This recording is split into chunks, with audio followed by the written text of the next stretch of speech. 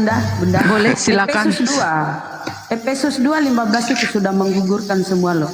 Sebab dengan matinya sebagai manusia atau Yesus, ia telah membatalkan hukum Taurat dengan segala perintah dan ketentuannya. Tidak berlaku lagi, Bunda. Dan seterusnya dibaca, Bunda, dipersatukan di dalam Yesus. Ah, itu dia. Kata-kata membatalkan. Boleh saya dengan berbicara? matinya sebagai manusia telah membatalkan. Boleh saya berbicara di antara kalian? Lanjut. Ah, bagus, host bagus. Lanjut. Dalil ya. Aku ya. Habis ini ke Bang Juma, baru ditanggapi Bro Admin lagi. Silakan. Aku ya. Nah, tadi kan dibilang Bunda tadi di Efesus itu dibatalkan, tetapi seterusnya dibaca dan dipersatukan di dalam Yesus. Nah, maksudnya dipersatukan di dalam Yesus. Setiap orang yang sudah mengakui Yesus Tuhan dan Juru Selamatnya, dia tetap mengikuti peraturan-peraturan hukum itu. Jika saya umat Yesus, tetapi aku melacur, membunuh, berzina, aku termasuk bukan umat Yesus. Tapi kalau aku lari-lari itu perpuluhannya yang dibahas. Enggak, tadi kan Bunda Rahma dibatalkan katanya sesuai dengan Efesus. Biar ku terangkan dulu Efesus. Maksudnya di Efesus itu dipersatukan di dalam Yesus. Kalau sudah dipersatukan di dalam Yesus, tetap itu hukum itu tetap berjalan. Tetapi di dalam Yesus semuanya itu. Ah, itu.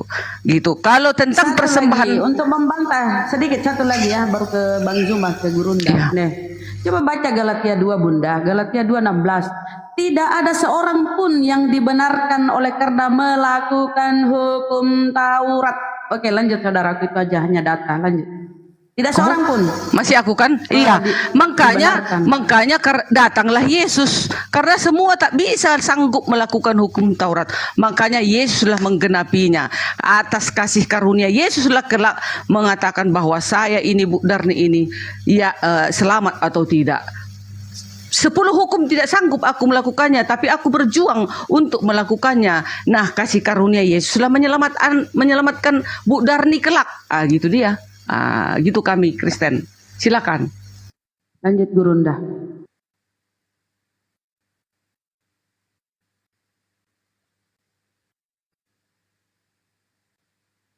Pada diam. Loh. Sorry. Ya, silakan Bang Juma ditanggapi. Iya. Jadi gini. Yang perlu dipahami dulu, Nabi Musa alaihissalam adalah juru selamat bagi Bani Israel. Yesaya 63 nomor 9. Lalu kemudian Nabi yang datang ke tengah-tengah Bani Israel, lahir tanpa ayah, itu juga adalah juru selamat bagi Bani Israel. Kisah Para Rasul 13 nomor 23. Dari keturunannya lah, sesuai dengan yang telah dijanjikannya, Tuhan telah membangkitkan juru selamat bagi Bani Israel, yaitu Yesus. Nah, sekarang permasalahannya, Advent ini dari mana? Apakah dari Bani Israel atau dari Roma? Itu.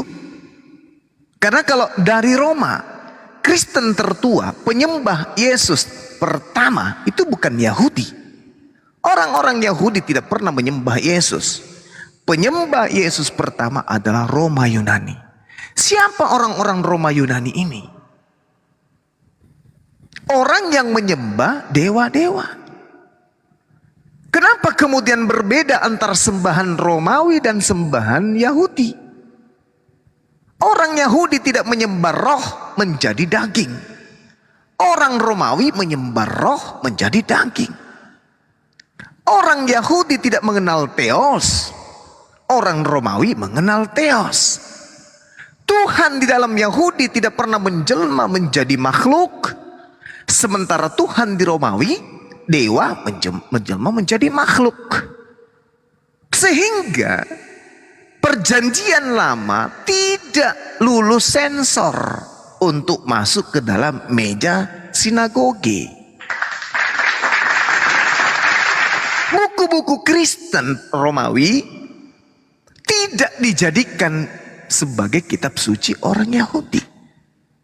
Ini yang perlu dipahami dulu, bahwa konsep yang ditanamkan oleh orang-orang Kristen sekte apapun itu sumbernya adalah Roma. Ini dulu.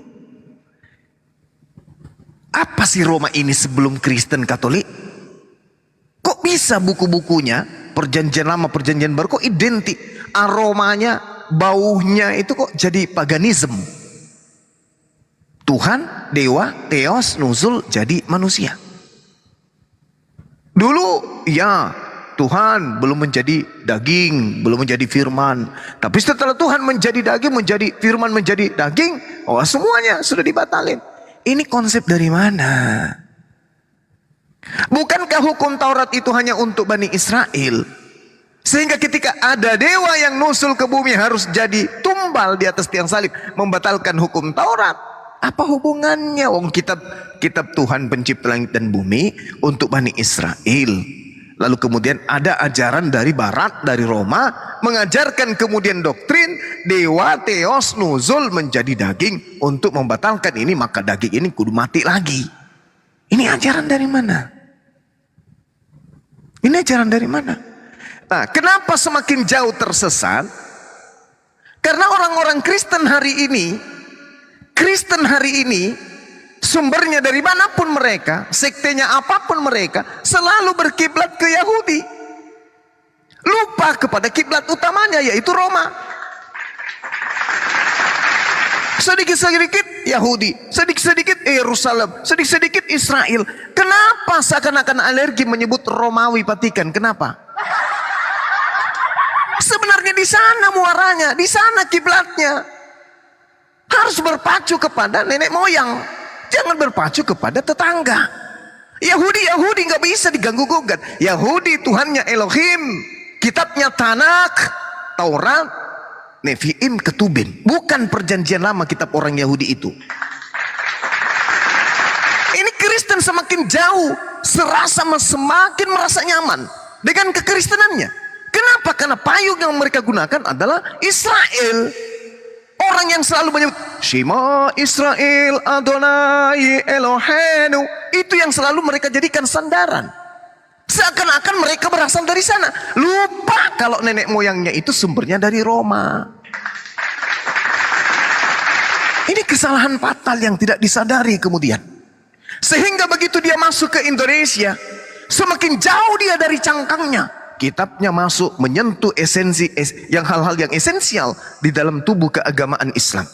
Kitabnya Alkitab, Tuhannya Allah, muncul Nabi, kata Rasul, muncul lagi di sana malaikat, kata umat, kata jemaat, kata roh, kata kudus, ayat, awal, akhir, iman, malaikat, iblis, setan, syafaat, berkat, muncul semuanya. Jadi semakin jauh dari nenek moyang. Padahal sebenarnya konsep utama penekanan Tritunggal, Trinitas atau apapun itu, penghalalan segala sesuatu yang diharamkan oleh Tuhan dalam kitabnya orang Yahudi, itu munculnya di Roma, Pak. Vatikan yang pertama kali yang menjadi patokannya. Sampai ada yang disebut perpuluhan juga diambil. Jadi tidak bisa kemudian dicampur adukkan. Jangan memperbodoh diri dengan melepaskan cangkang utamanya lari kepada Yahudi. Yahudi mana yang mendirikan Advent? Yahudi mana yang mendirikan Protestan? Yahudi mana yang mendirikan Katolik? Yahudi mana yang kemudian mendirikan Pantekosta dan seterusnya? Mana Yahudi itu? Tak ada. Kitab mereka adalah Tanakh dan mereka tidak mengakui perjanjian lama. Sedangkan kitabnya orang Kristen bukan Tanakh, kitabnya orang Kristen adalah Septuaginta, pemberian kekaisaran yang ada pada abad ketiga sebelum Masehi, Ptolemy II. Jadi tolonglah sadari ini, sadari. Jangan kemana-mana larinya ke Israel, sedikit Israel. Halo saudara-saudaraku, agama pertama menyembah nabinya Bani Israel yang mereka sebut Mesias Yeshua HaMashiach itu adalah Katolik. Katolik. Jadi muaranya kalau mau mencari benang merahnya, tarik ke Katolik. Tanyakan kepada orang Katolik, kenapa di abad keempat kalian menghancurkan patung-patung dewa matahari? Dewa Horus, kenapa mereka patungnya kalian hancurkan? Kenapa? Lalu kalian ganti dengan patung baru yang kalian sebut dengan Yesus bersama dengan ibunya Maria. Itu asalnya. Tanya kepada mereka, kenapa kalian mengajarkan awal mula ibadah hari Minggu santai hari matahari? Kenapa kalian masih merayakan Natal? Dari mana kalian dapatkan? Kenapa Kenapa harus ada pohon Natal? Kenapa harus ada Sinterklas dan apa dan semuanya? Ada apa? Ini agama dari mana sebenarnya? Setelah kemudian internal Kristen itu tersadarkan, belajar, mereka menarik kesimpulan, ini ada yang salah, ini ada yang keliru. Maka muncullah sekte kedua, apa itu? Protestan. Berjalan waktu, di tengah-tengah Protestan masih menemukan ada kekeliruan. Wah, ini salah. Entah itu pemicunya adalah bisnis, entah itu pemicunya adalah jemaat, entah itu pemicunya adalah ekonomi, politik. Wah, ini ada yang salah. Muncul lagi sekte baru. Dari internal mereka kemudian ada yang salah ini keliru, ini salah. Muncul lagi. Entah itu karena beda terjemahan, entah itu karena beda tempat. Maka muncul lagi sekte baru. Advent muncul lagi. Tapi lucunya, mereka berserak, berpisah-pisah dan selalu merujuk kepada Yerusalem. Selalu melulu ke Yahudi. Padahal lupa, nenek moyang mereka itu adalah Roma. Begitu sulit kemudian untuk melepaskan cangkang.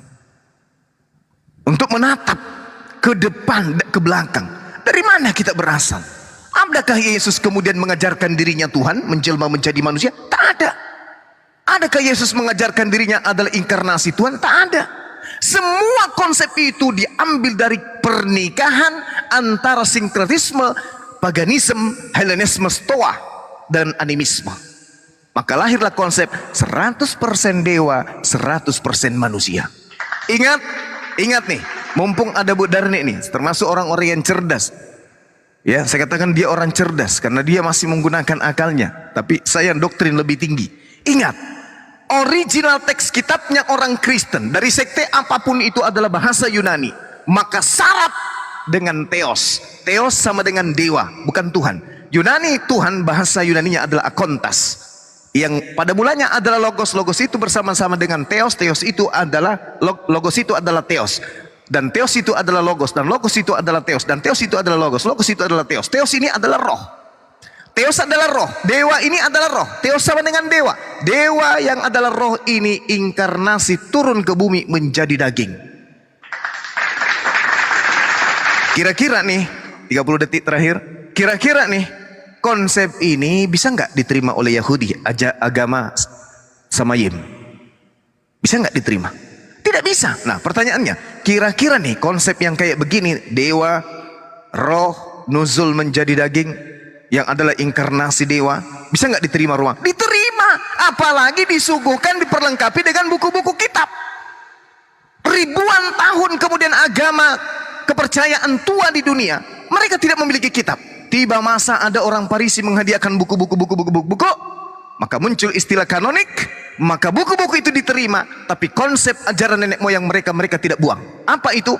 Jelmaan dewa yang nusul menjadi manusia di tengah-tengah kita sebagai juru selamat. Itulah konsep yang diimani kepercayaan Romawi Yunani, dari Mesir, dari India, nyebrang. Maka muncul istilah Trinitas.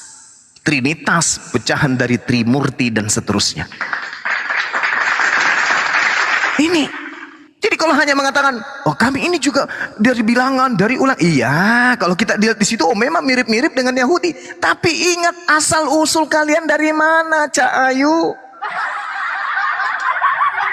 Enyahlah daripadaku, kalian semua adalah pembuat kejahatan. Tanda-tanda nabi palsu itu mencakup seluruh mimbar gereja sekte apapun di